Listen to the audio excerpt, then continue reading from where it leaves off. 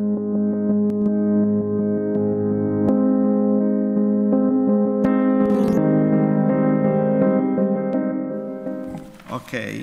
we can now proceed to the second presentation. It's my pleasure to introduce our second speaker for this afternoon, Professor John Jackson, professor at the School of Law of the University of Nottingham, who will speak on European human rights law and common law evidence towards a harmonic convergence, or rather, according to the new title of the written text, Common Law Evidence and the Common Law of Human Rights towards a harmonic convergence. Thank you, Professor Jackson.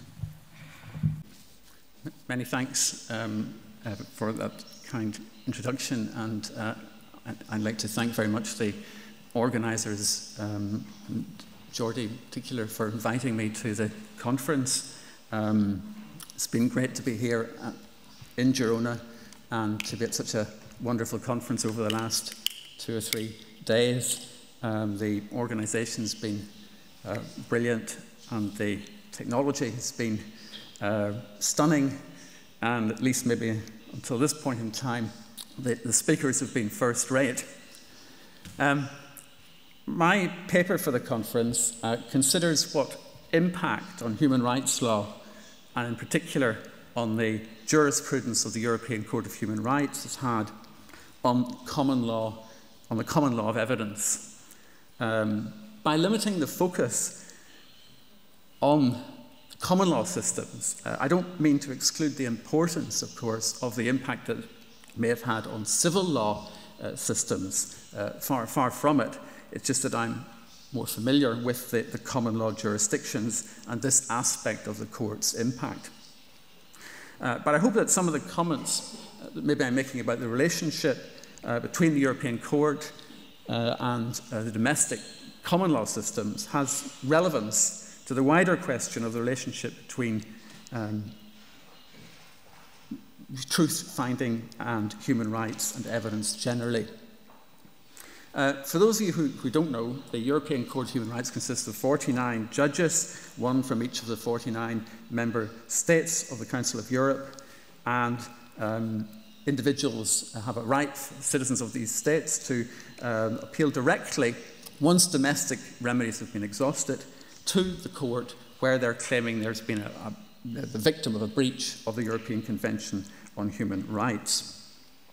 Yesterday, Ron Allen mentioned the court in his presentation in the context of discussing the organisational problem of deciding who should be allowed the power to decide evidential matters. And he referred to the court's decisions on confrontation issues, which I'll be coming to, as an example of what what can happen when we give parties power to appeal, in a sense, over the head of their local appellate courts and their local legislatures to a supranational court. I'm going to be arguing that the court has tried to steer a rather uneasy path between two positions when it's relating to matters of evidence. The first position is one of minimal interference with the way in which evidence is regulated in member states, on the basis that an international court must respect the traditions of member states, and that member states should be the driving force in the matter of applying the convention. And this really means the court taking, in a sense, a back seat in arbitrating on how the fair trial principles relating to evidence have been applied in individual cases, and intervening only where, in a given case, the result has led to arbitrariness or some real concern about the fairness of the proceedings overall. The second position is really one where the court has taken a more supervisory approach, in a sense taking on the role of more of a director of operations, to ensure that the right to a fair trial and the rights of the defence are made sufficiently practical and effective within the member states. And although in the early days the court gravitated much more towards the first approach, In more recent times, it's come to develop certain rules that have had an effect on domestic legal systems, particularly common law ones at any rate, ones I'm aware of. And two rules in particular I'm going to be focusing on in this presentation are what's sometimes called the so-called Saldus Doctrine, or Saldus Doctrine, dating back to a case of Saldus against Turkey in 2008, where there's a kind of European Miranda doctrine was applied by the court, whereby it ruled access to a lawyer should be provided from the first interrogation of a suspect by the police. That is one part, and then that any use of incriminating statements at trial which have been made during police investigation without such access will, in principle, irretrievably prejudice the rights of the defence. The second principle is known as the solar decisive confrontation rule, whereby defence rights are unduly restricted if the conviction of a defendant is solely or mainly based on evidence provided by witnesses whom the accused is unable to question at any stage of the proceedings.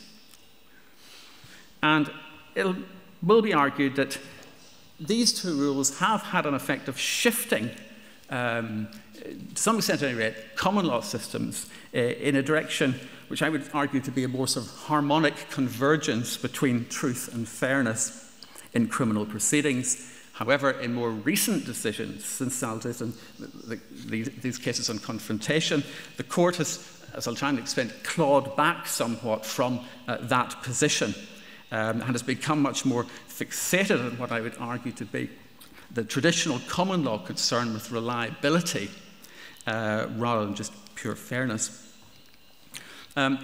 What do I mean by the common law?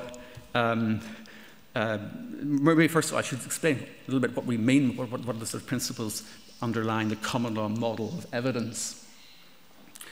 And there are a number of aspects to it. A number of you will be familiar from common law systems of them.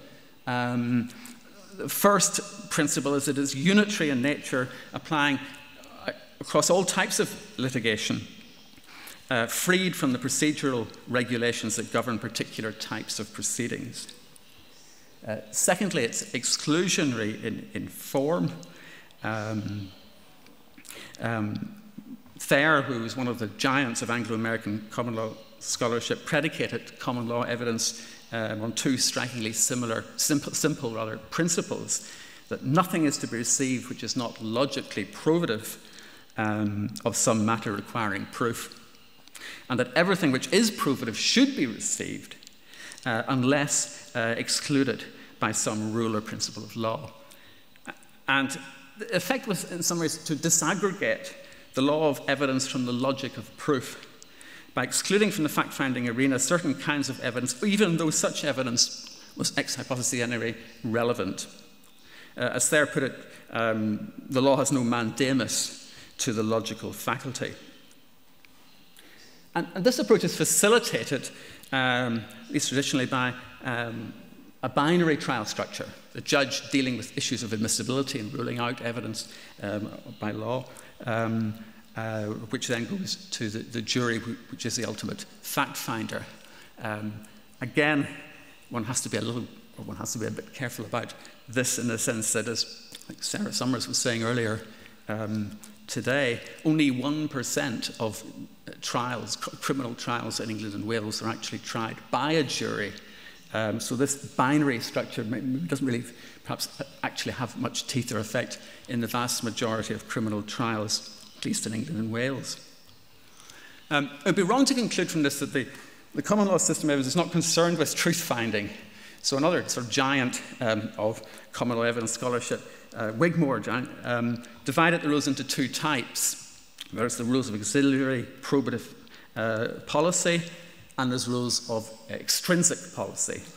And many of the former types, such as rules on hearsay and character, are designed to promote rectitude of outcome by excluding evidence on the grounds that it is potentially unreliable or might otherwise unduly affect the jury. In this respect, accuracy is a core institutional value in the common law system. But it's achieved, at least in the traditional scheme, by means of excluding whole classes of evidence rather than by rules specifying how particular evidence should be evaluated. Now, I should say that there have been sort of some trends away from this traditional model in the last number of years. And just maybe to point to some of these briefly, much greater use judges have been given much greater use to exercise judicial discretion when it comes to rules of evidence.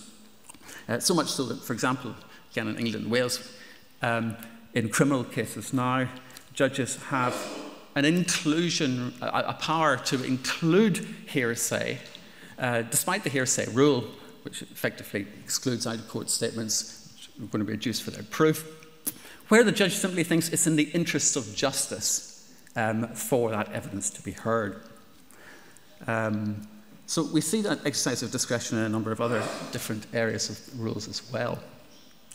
Another more recent feature has been, rather than dwelling so much on admissibility rules, we have now coming much more to the forefront what Roberts and Zuckerman have called forensic reasoning rules, where a lot of attention is paid to how the judge actually, again, it's in the classic jury trial context, how the judge directs the jury and have those been proper directions. And here the judge has started to engage the jury in terms of how the evidence should be evaluated, how particular pieces of evidence in the case should be evaluated, rather than just applying rules.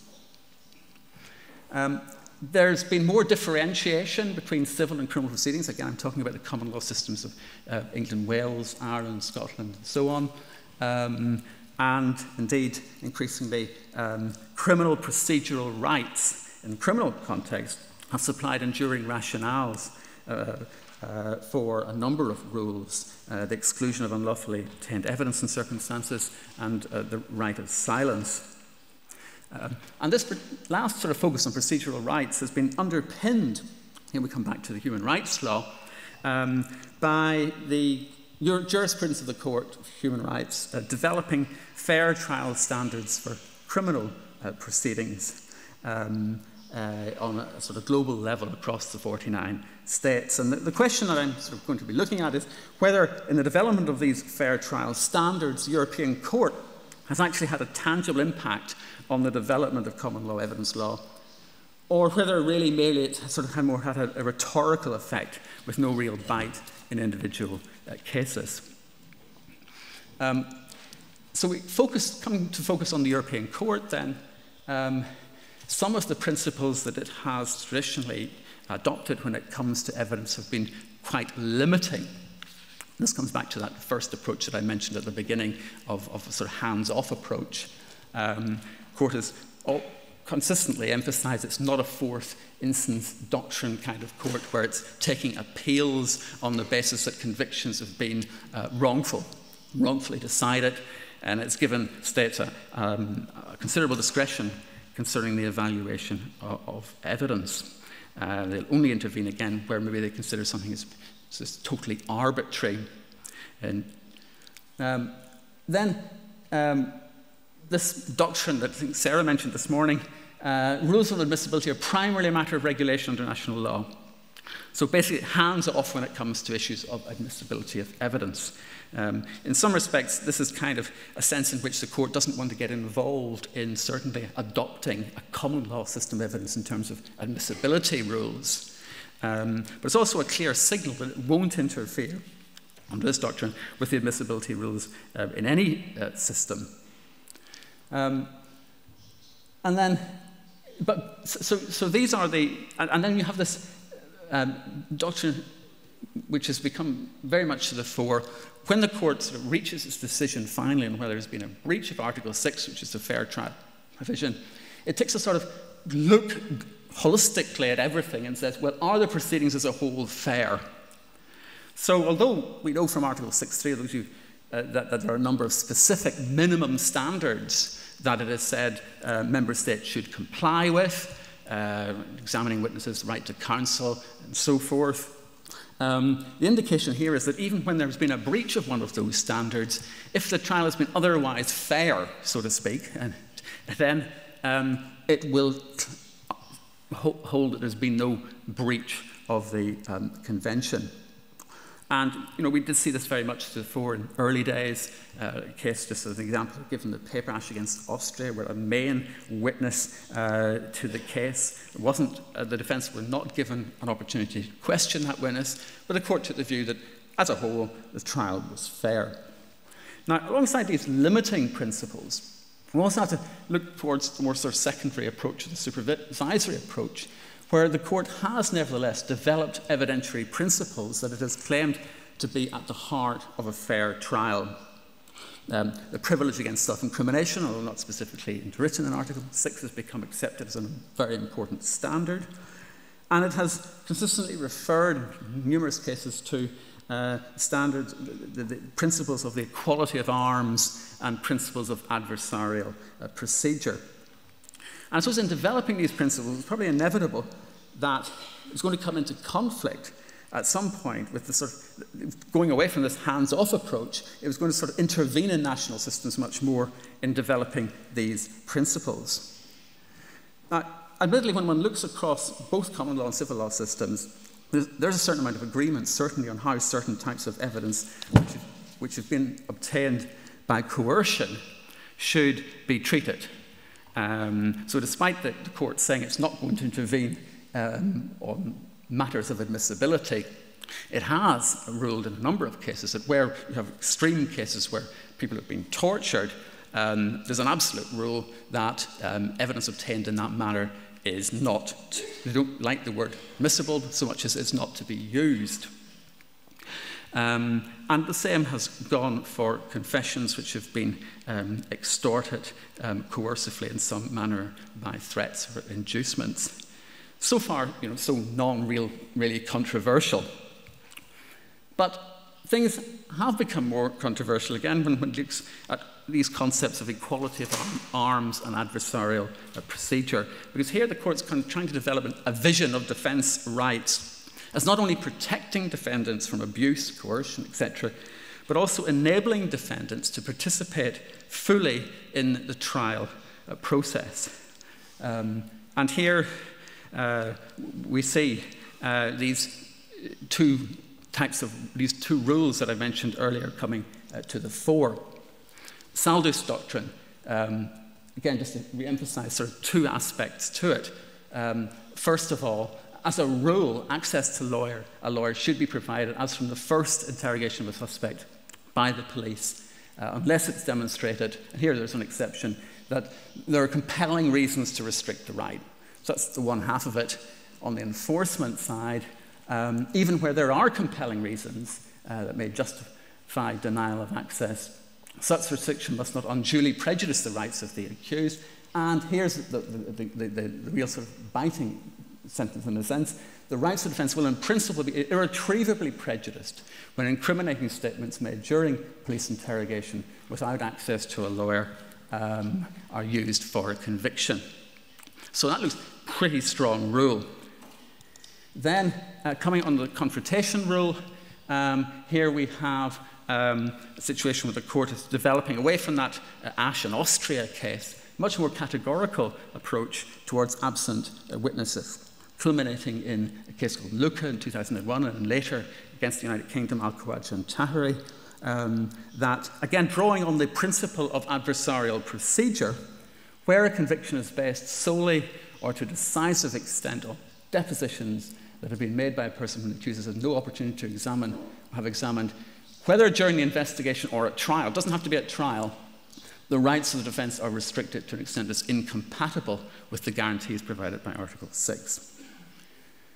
Now, in some respects, one look at these new sort of rules that have been developed, one might be able to say that we have here sorry, just get my things straight.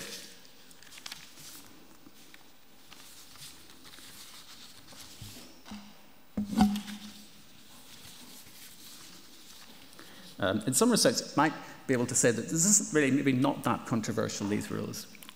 Saldus relies to a large extent on the privilege against self-incrimination, which common law systems are very familiar with. And one might also be able to say that the confrontation rule is not perhaps particularly significant either, because common law systems have had the hearsay rule, as I've explained, for centuries, the idea of which is to really encourage at least witnesses to give evidence in open trial so that they can be examined at the trial. But what I'm going to kind of suggest is that there are really two challenges that this approach has adopted or posed to the common law systems. What I would call a methodological challenge, and what I'm calling a sort of a participatory challenge.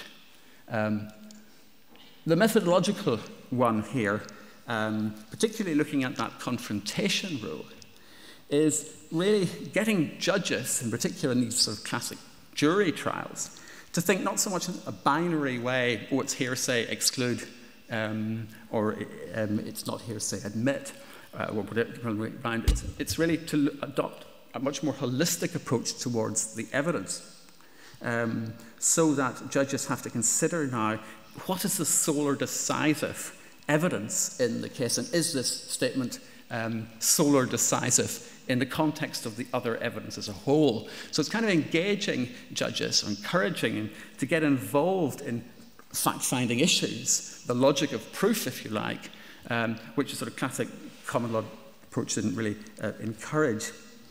And it wasn't maybe perhaps therefore surprising that, particularly when we get a case against the United Kingdom, Al-Khawaja and Tahiri, that the judges locally became rather unhappy with this. Particularly in the context of the jury trial, one of the objections that the Supreme Court in the United Kingdom made against this rule was, how can you apply it in jury cases? We the judges don't decide what's the sole or decisive evidence. That's for the jury. Potentially, does this mean that really, if any evidence is capable of being sole or decisive, because the judge can't say it certain whether it's going to be, that's a task for the jury, then does that mean all hearsay evidence is going to be excluded? Or sole or decisive could be nearly any piece of evidence that is potentially there for the jury to look at and consider. It may have considered, we don't know, it is actually sole or decisive. When the case of Al-Khawaja, which is sort of the dominant case here, went up to the Grand Chamber, the European Court sort of clarified, first of all, that decisive shouldn't be construed broadly to mean almost all evidence which would qualify as decisive, but should be narrowly understood as indicating evidence of such significance as is likely to be determinative of the outcome of the case. But probably more importantly, it took this challenge, this methodological challenge that had sort of been made by the Supreme Court, and said effectively, this sort of approach had been adopted itself by the House of Lords in another case regarding anonymous witnesses, where the court had in fact sort of taken the Strasbourg doctrine and applied it to anonymous witnesses, and said there that when there's sort of evidence of when an anonymous witness is going to be solely or very decisively important to the case, then it would be unfair not to allow that anonymity to stand. So in a sense, what the court was doing here, the European Court was saying, you yourself are adopting these practices yourselves, where judges are getting engaged more in the logic of proof. And it used also the right of silence example, where the European Court has said, but the UK courts have gone along with it, that whilst inferences may in certain circumstances now be drawn from silence, where you cannot draw an inference where the evidence is solely or mainly upon an inference. So again, engaging the judges in terms of looking at the evidence as a whole. And it took other examples as well. So in a sense, this particular challenge is sort of, in a way, withering away. It didn't seem to have much impact. And one can now say, as the European Court said, you're getting a sort of harmonic convergence here, to the extent that judges, even in the common law sense, are having to engage with the logic of proof, looking at, assessing evidence, and directing juries accordingly, but making rulings as well. The participatory challenge is probably more substantive and has more bite to it. First of all, Salduth, in some respects saying that you can't use statements which have been obtained in the absence of a lawyer, at police investigation stage or interrogation stage. In some respects, as I say, that's just maybe something along the lines of an extension of the privilege against self-incrimination. But the court in the Salduth case was keen to argue that the rationale for this rule was not simply based just on the privilege against self-incrimination. It talked about the importance of the equality of arms, a participative principle to which the defense was entitled at the investigative stage as well as at the trial. And in later judgments, it's linked that to the requirement that the defense should have, be able to discuss the case with their client, organize their defense, collect evidence favorable to the accused, prepare for questioning at the police stage. So here we see a sort of shift very much towards a sort of participatory approach. And that's sort of the nature of the challenge there. Al-Khwaja and Tahiri, the Confrontation Doctrine, again sort of goes beyond just hearsay doctrine by effectively suggesting, which was kind of had a strong reliability strain to it, to the extent that it kind of admitted that you could admit hearsay evidence where it was the best available evidence, where you didn't have other witnesses who would be there to be called orally, so you rely maybe on witness evidence at least as the best. Before the Al-Khwaja case came to Europe, it had been decided, of course, domestically, and the English Court of Appeal had stressed that where you have a situation where a witness is a sole witness of a crime who's made a statement to the prosecutor, the police, and has since died, then there's a strong public interest in the admission of that statement so the prosecution may proceed. Obviously they would be subject to some discretion the judge would have, but that was an important sort of public interest factor. So certainly for the judges in the Horncastle, the UK case, their approach was that this was going, the Al-Khwaja doctrine was going far too far. The leading judgment given by Lord Phillips in that case, in Horncastle, which was this sort of challenging case locally at the Supreme Court level, really indicated that the purpose of a criminal trial is to ensure that we have the purpose of the trial is to ensure that there's a reliable outcome ultimately, that we don't convict the innocent, we don't acquit the guilty. That's the first objective. In other words, reliability has a very, very important weight here, dismissing to an extent the participatory principle. What I would sort of argue is that this view fails to encapsulate what is that a fair verdict is more than perhaps just a reliable verdict. The sole or decisive rule may be justified on a participatory rather than a pure epistemic basis, which holds that witnesses put forward by either party must be able to be effectively tested by the other. The more a case rests upon witness statements in respect of whom there is an absence of supporting evidence to examine, the more that is the case, the more it can be said that fairness requires there should be an opportunity to examine. And the point here is not that simply the witness needs to be examined to determine reliability. There may be many statements that were made out of court that are reliable. But it's more that if the prosecution has been able to question a witness and rely on a statement which is clearly incriminatory, why should the defense not be able to probe the witness who made it. It's a kind of institutional equality argument between the parties in order that the tribunal of fact can reach as impartial evaluation of the evidence from both sides as possible. Now, that's the sort of high watermark of the doctrine, solar decisive doctrine, in the Al-Khawaja-Tahiri case 2009. It has to be said that we've had seen more recently rollbacks from these participatory principles in relation to the solar decisive rule. When the case came up to the Grand Chamber, as I've already said, the Grand Chamber took the view that the methodological challenge was flawed.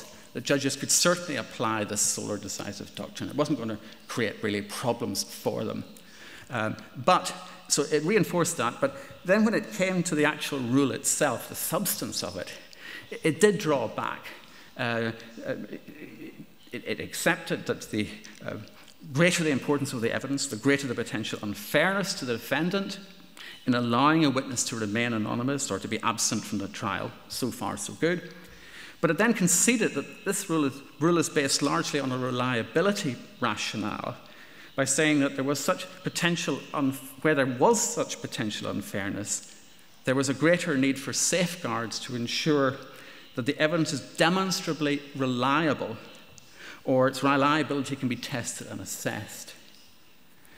And here, says I'm arguing that really the court took the rug out of its feet, and it says it went sort of back on its original, the rationale it had been giving for the rule, and the fourth section had been made, and ultimately was deciding that it is really a matter for discretion.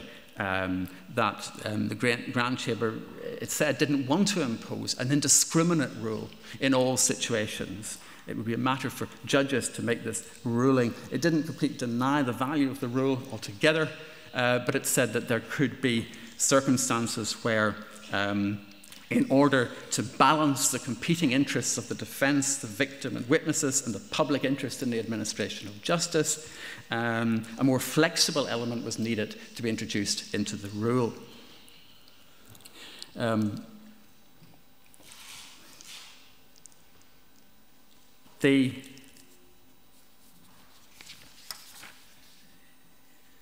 Another example of this rolling back was to be seen in a German case, Schaz Willi,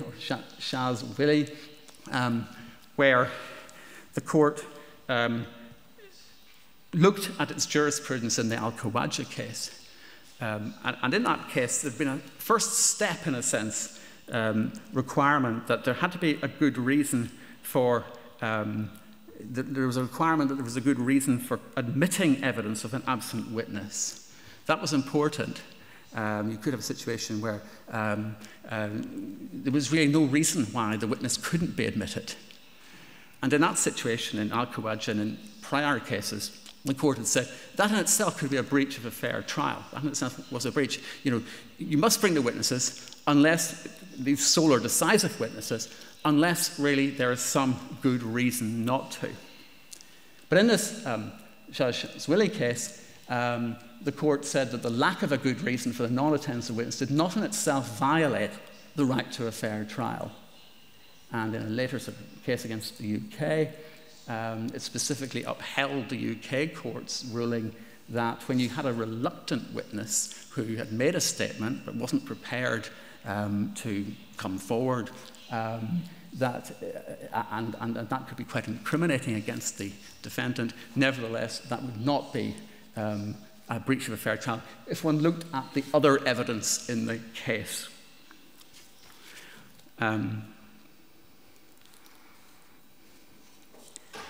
So that's, in a sense, where we were in terms of rollback from the confrontation doctrine. Going to the Saldus doctrine, you then had a rolling back in an important case against the UK again, a Grand Chamber case in 2015. And here, You remember I sort of indicating that Saldus has set out some fairly bright red lines, but here the court introduced a two-tier test as to whether restricting the Saldus right violated a fair trial.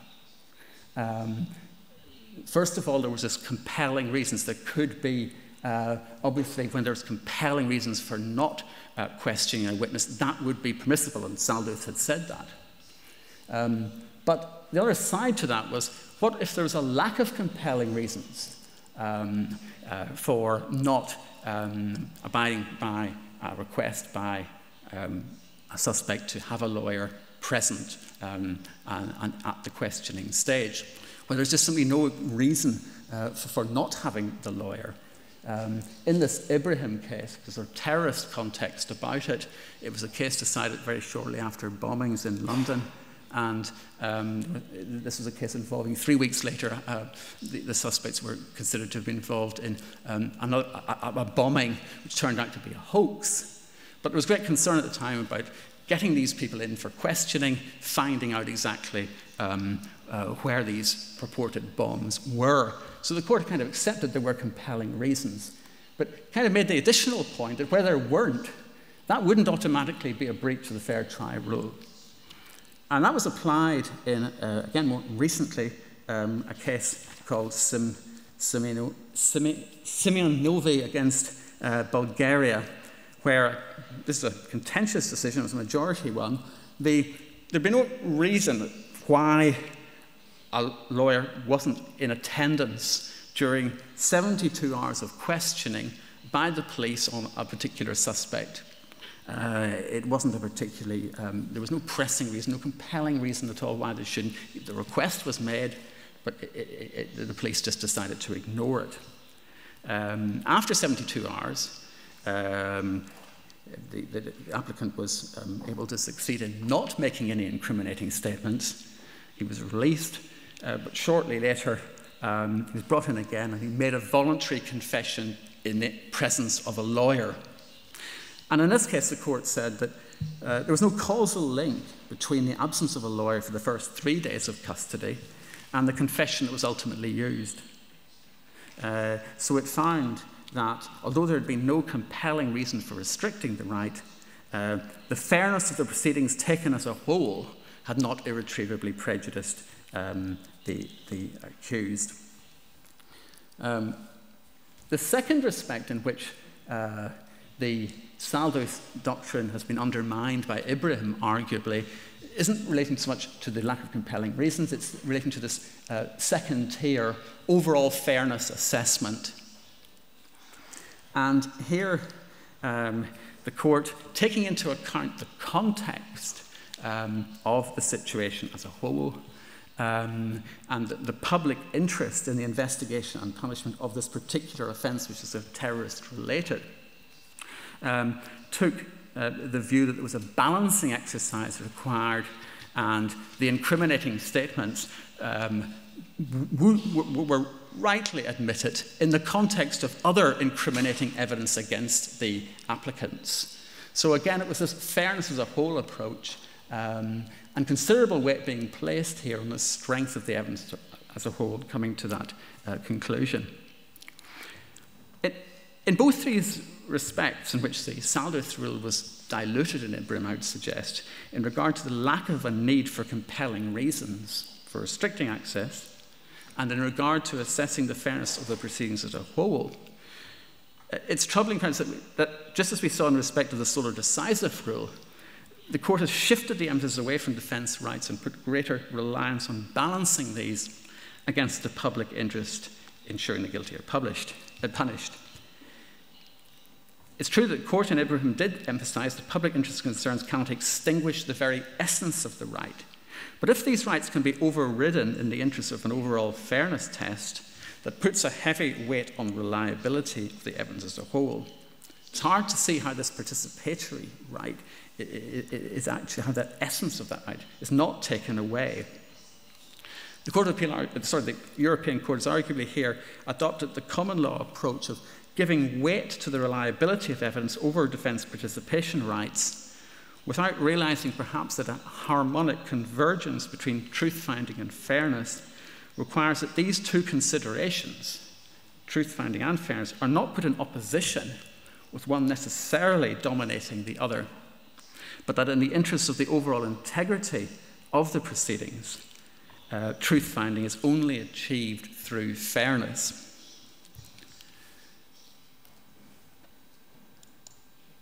So, to sum up and conclude, a harmonic convergence. Earlier, I've said that paper has reviewed the jurisprudence of the European Court of Human Rights through the development of strong principles like the Saldus rule and the solely decisive Confrontation Rule. It's encouraged common law justice to shift away from what we might call an optimistic approach towards a more holistic approach to factual reasoning, and I'd argue that that's a good sort of convergence. And it's shifted away from the common law emphasis on truth-finding, where fairness is considered to be really a mere side constraint on the overall search for rectitude. Now, it's true that some of these shifts are probably occurring anyway in the common law system, but the emphasis of the European Court on defence participation as a vital element of a fair trial at both investigatory and trial processes has, I would argue, been a distinctive contribution that has encouraged a shift, not just emphasising the importance of protective principles, rights, but participatory ones as well. However, more recently, as I've argued, the European Court has taken some of the bite out of these rules by equating fairness with the fairness of the proceedings as a whole, and then equating fairness of the proceedings as a whole with whether there's been a fair by which it tends to have been a reliable outcome. In some respects, this kind of does achieve a kind of harmony between the classic common law approach. So you could argue that on the positive law level, there is a sort of harmonic convergence going on here. But in another sense, it can be said to set back the potential, I would argue, for a harmonic convergence of principle between truth and fairness, where each goal is achieved through procedures that allow for meaningful participation between the parties. It would be wrong, however, I don't want to end on a completely negative tone or note. The European Court continues to play a useful role in giving an independent voice to important principles, which has the potential to influence the development of common law of evidence, and dare I say also civil law systems as well, and push it in the direction of a more harmonic convergence of principle. And this can be illustrated by two examples, on the more positive side, from the cases that I've referred to you to. On the Shazwili case, ultimately, the court said here was a case where two women had been robbed. Witness statements were taken from them, and they then fled to Latvia. And at that point in time, they refused to come back to give evidence at the trial. And the European Court held in this situation that although it seemed as if the evidence was pretty reliable, the statements, and the judge had carefully considered that in his assessment of the evidence, ultimately there was a breach of a fair trial. And this, I think, has repercussions for common law systems, because at the early investigative stage, the judge should have known that these women were likely to flee, and an opportunity should therefore have been given pre-trial to the defence to question them at that early stage.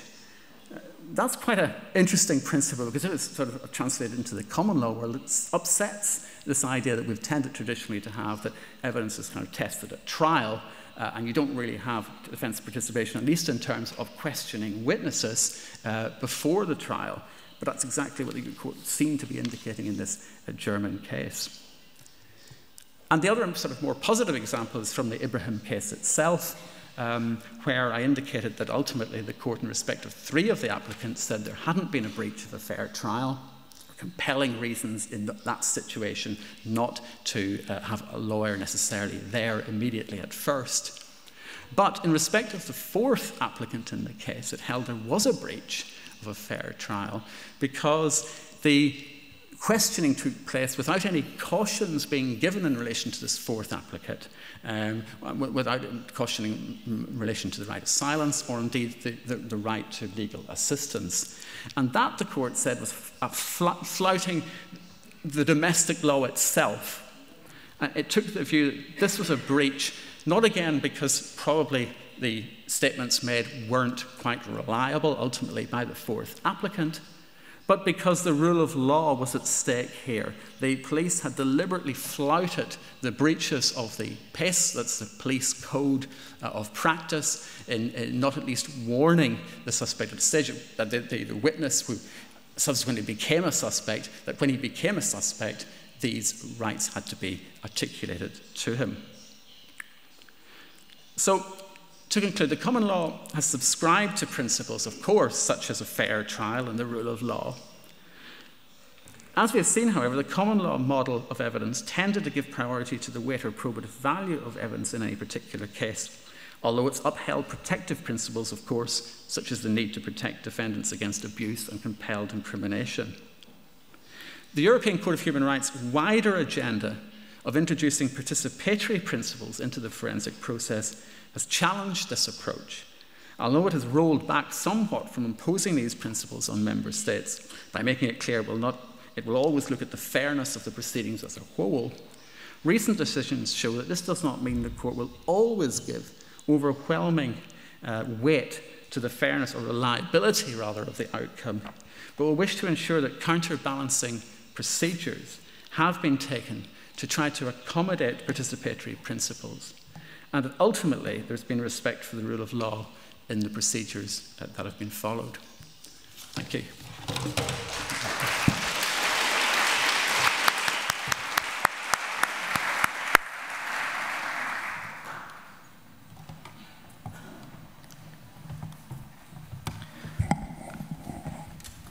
I'd like to express our appreciation of your most interesting talk. Professor Jackson's presentation developed a careful analysis of the evolution of the European Court of Human Rights jurisprudence and highlighted the difficulties, but also the needed fruitful results of the dialogue between the national and the supranational courts.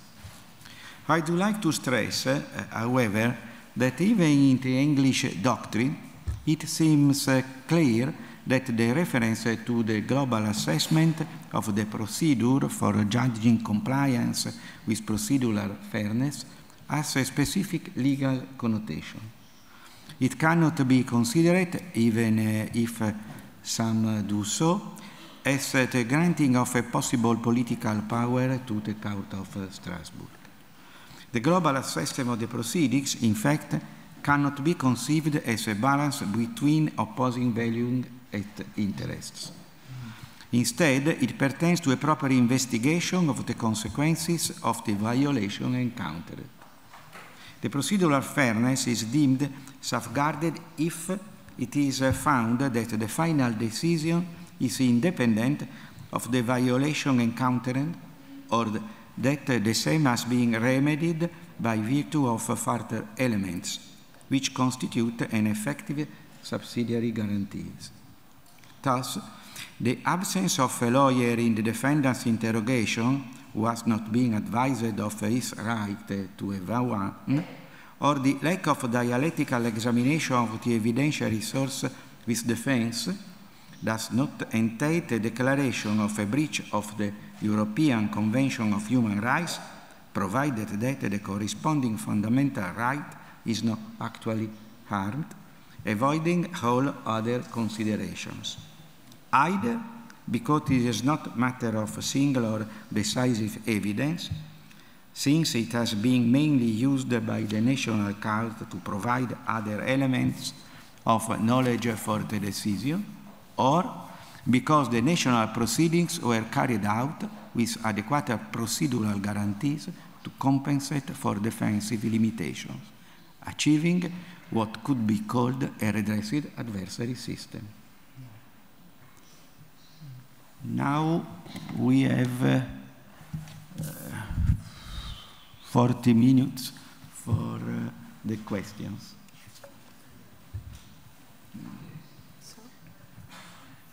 I don't see the hand. Sorry. Here. Okay. Sí.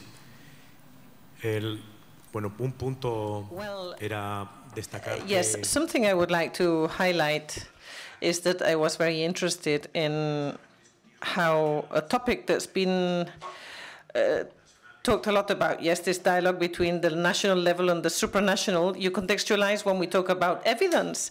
I think there are many parallelisms that can be established between what you say is happening between common law and the European Court and what we could see as well in Latin America, for example, in the case of the Inter-American Court. The Inter-American Court that is also stating things about evidence. So yes, there are interesting parallelisms. My specific question for you is, the rationalist tradition poses this idea of truth, reason, and justice, yes, as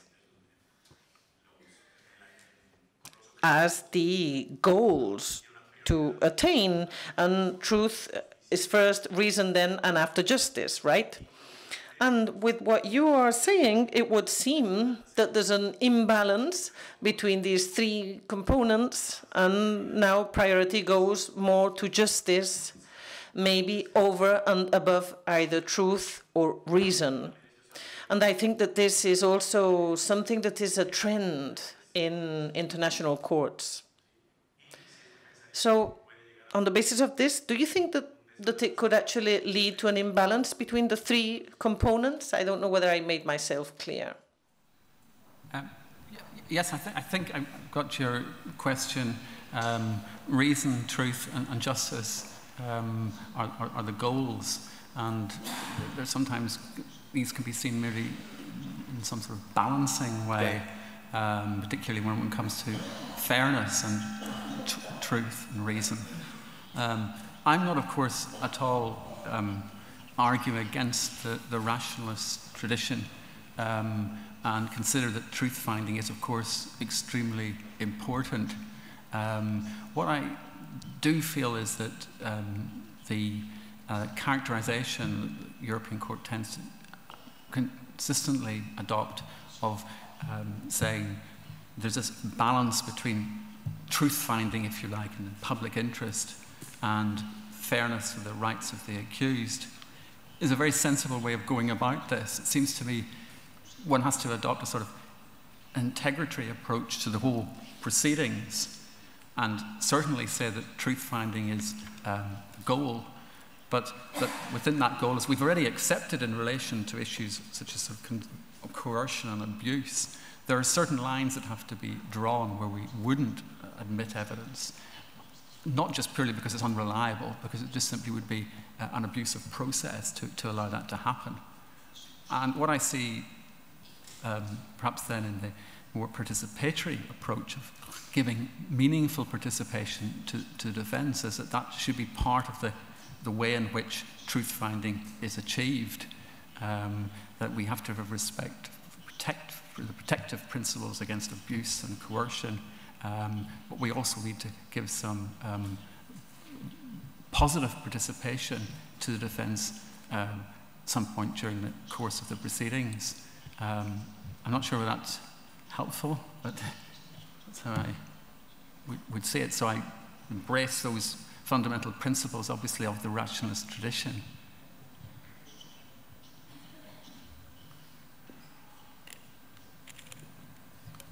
Okay, thank you.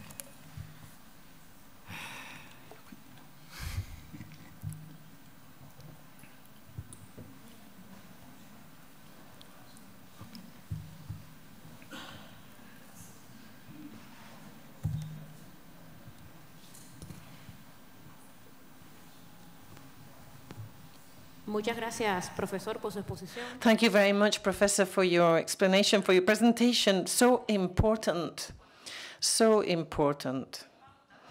On the basis of the guidelines over which we have to rethink this admissibility or non-admissibility of evidence. Why? Because precisely that's the starting point. Those elements, I actually reviewed them when I was preparing for this jurisprudence of the European Court for Human Rights. When the court does not admit evidence obtained on the basis of coercion or abuse, but then later on it mentions two things such as relevance and reliability of evidence.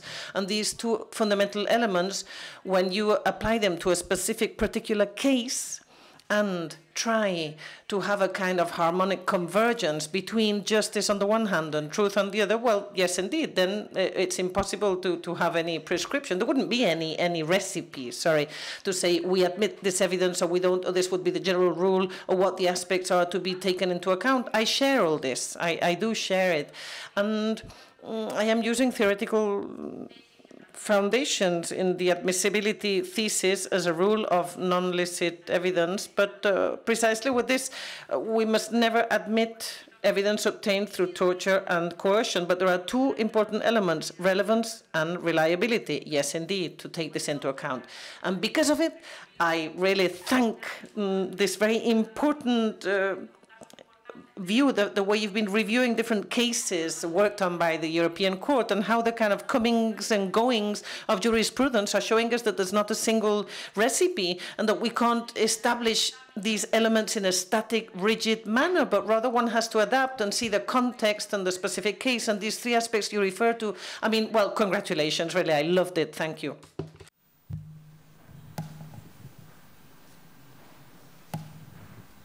Yeah.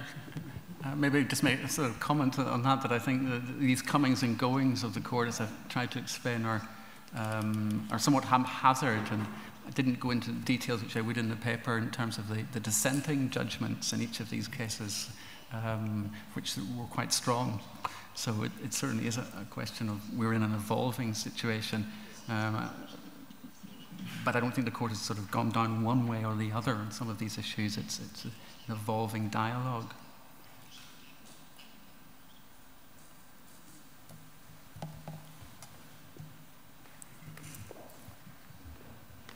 First, Pro.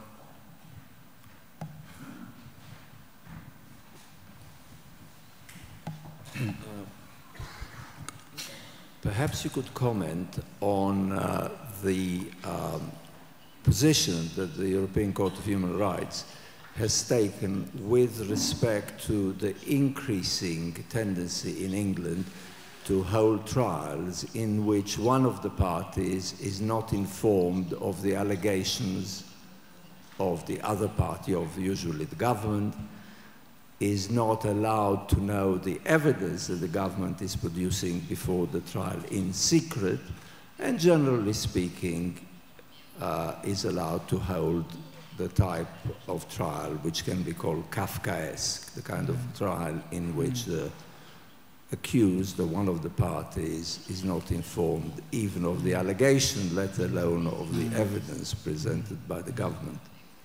So perhaps you could comment on that. Yes, I mean, the leading case I'm aware of here is a case against the United Kingdom, against the United Kingdom, where ultimately you're right to say that the court held that, this is a European court, that it could countenance within the context of even people being deprived of their liberty a situation where those people didn't know the full details of the case against them. What it held in that case, because of the specific issue about the deprivation of liberty, was there had to be counterbalancing factors, and two of them it particularly gave attention to. One of them, you're probably aware, was that it said that in this situation involving an Article 5 liberty right or an Article 6 right, the person involved who's potentially being deprived of those rights in terms of liberty at any rate ought to be given some minimal disclosure of the case against them, certainly not the kind of criminal disclosure that a defendant would be entitled to in a criminal case, but what it argued to be a minimal amount of disclosure to enable, and this comes to the second counterbalancing factor, the special advocate to make representations on behalf of the individual. This special advocate is an entity which the court has, in a sense, embraced, particularly in this case, as a counterbalancing factor which could be taken into account in the absence of you getting full disclosure of the case against you. And it's, just to explain, a situation where an advocate is appointed, not your own advocate, an advocate is appointed for you, effectively. And you know, faced with these allegations, are entitled to consult with that advocate. But when the advocate gets disclosure of the secret information, which you're referring to, at that point in time, there can be no further communication whatsoever between the advocate, the special advocate, and the excluded party. So that in a sense, but what the court said was you will be given this minimal disclosure in which to make some representations to the special advocate, but beyond that, once the trial gets going, no further communication.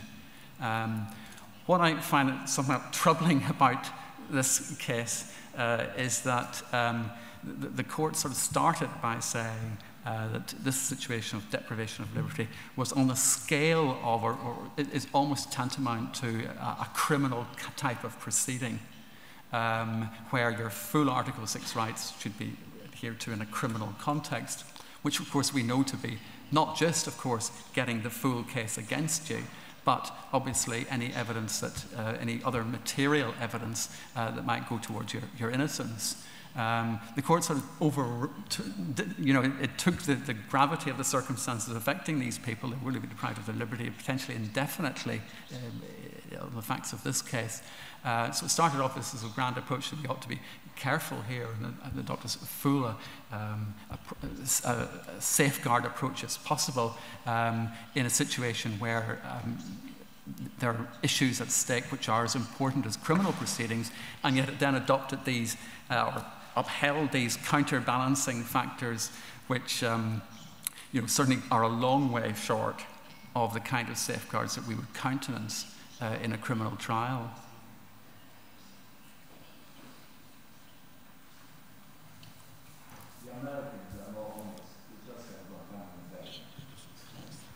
Yeah. Yeah, yes, yeah. I mean, this was what was known as the Belmarsh detainees. We were subject to indefinite detention just after 9/11. Effectively, it was before even the London bombings. They went through various challenges to the European, they went to challenges in relation to issues relating to torture and so on. Ultimately, the House of Lords, the Supreme Court in the UK, effectively abandoned those proceedings and said that they wouldn't be acceptable on grounds that they were singling out foreign nationals, and that was discriminatory. But when it got to the European Court, the issue challenge was the secret trial dimension.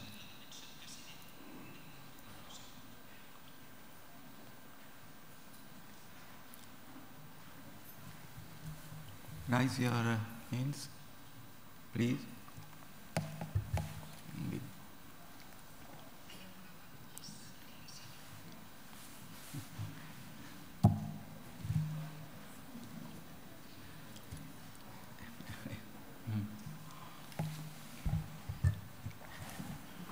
Okay.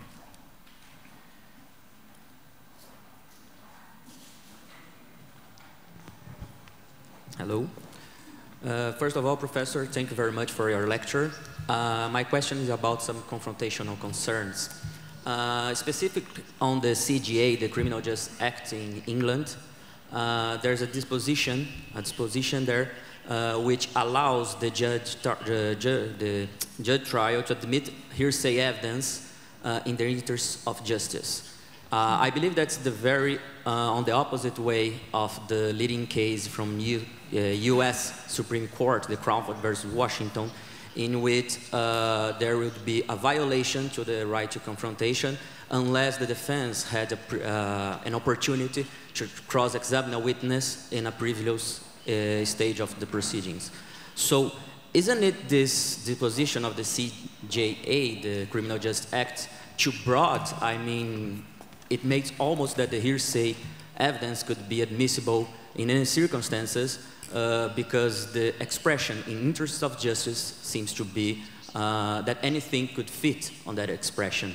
Wouldn't that be too broad? And how does that work nowadays in English courts? How the judge justify the admission of hearsay evidence based on that disposition? Yes, thank you. I mean, this is a clause in the Criminal Justice Act, which is our sort of act which effectively regulates hearsay, and the clause sort of begins by saying that hearsay generally should only be admissible in certain circumstances, and goes through various situations where it can be, but ultimately there's a clause at the end which says, and in the interests of justice, it can be admitted, as you indicate. And it's interesting in some respects that the origin for this was so-called, it was called a kind of safety valve provision to enable, ironically, the defense in a criminal trial where the defense was wanting maybe hearsay evidence to be admissible, but under the hearsay rules couldn't do so. So the Law Commission, which made the proposals that ended up in the Criminal Justice Act, thought there ought to be a safety valve. But how that's been applied in practice has been, as I think you're indicating, that effectively it's the prosecution that is indicating that hearsay ought to be admitted in the interests of justice. I think the way that it's been adopted in practice has been fairly exceptional, because the Court of Appeal, at any rate, this has not really got up to the highest levels yet of the judiciary, have taken the view that there's no point having the other hearsay exceptions, so to speak, if you just rely on this one. So that this is intended to be a very kind of exceptional situation, as the Law Commission talked about it being a kind of safety valve situation.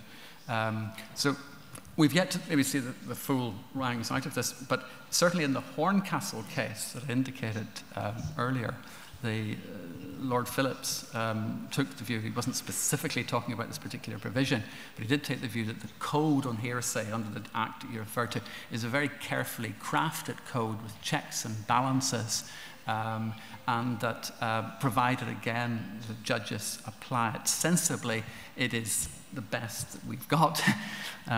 So I think there's inherent dangers in this clause if it was to be used frequently. Of course, it now has to take into account the solar decisive doctrine, even though that is not, as we know now, a doctrine that's kind of absolute for every case. So there's a kind of check there.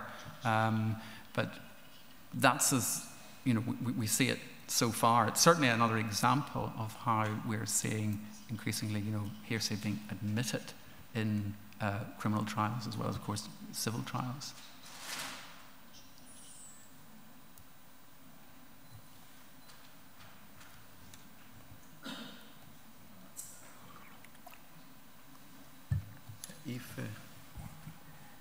If not any questions,